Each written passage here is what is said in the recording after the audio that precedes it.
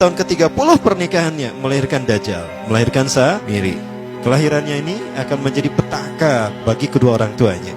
Dia adalah orang yang paling sedikit manfaatnya dan paling banyak keburukannya bagi manusia, terutama bagi kedua orang tuanya. Bahkan ketika dia lahir, alam semesta menolak kelahirannya. Dordar gelap, hujan badai, petir, itu terjadi di malam di mana Samiri dilahirkan, seolah-olah alam menolak kehadirannya. Nah, sejak lahir sampai usia 5 tahun dia tidak netek sama ibunya. Kebayang, 5 tahun air susu ASI tidak ditetekkan.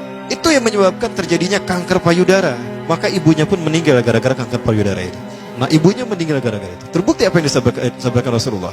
Kelahirannya menjadi petaka bagi kedua orang tuanya. Begitu pula ayahnya, maka ayahnya menjadi single parent. Nah, kemudian di tahun yang kelima, sejak lahir sampai 5 tahun, kenapa dia menetek pada ibunya? Karena kerjanya tidur melulu. Disebut mati, dia bernafas dan cuma berdetak. Disebut hidup, dia tidak bergerak. Antara hidup dan mati, la yamutu wa la yahya. Nah, maka di usia ke-5 tahun, nah ini terjadi peristiwa yang menarik. Apa itu? Samiri bangun dari tidurnya di tengah malam dan tidak ada orang yang menyadari Samiri bangun. Dia merangkak dan pindah ke berhala yang terbesar. Nah, dia pindah ke pangkuan berhala terbesar, tidur di sana. Dan ternyata ketika berada di berhala terbesar tadi, ya buang air kecil dan buang air besar. Besoknya itu adalah hari pemujaan kepada dewa-dewa mereka, bangsa Samirah. Apa yang terjadi? Ketika terjadi ritual pemujaan tadi, maka sang raja yang dipertuhankan oleh kaumnya mencium sesuatu yang tidak enak.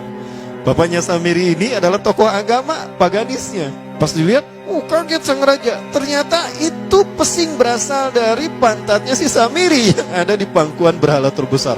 Marah murka tuh sang raja. Itu anak kamu, kenapa ada di situ? Kurang ajar kamu, ya telah menghina Tuhan kita. Kenapa kamu pindahkan anak kamu ke situ? Oh tidak Tuhan, saya tidak memindahkannya. Bagaimana saya bisa menghina Tuhan saya? Lalu siapa yang memindahkannya? Kan dia lumpuh.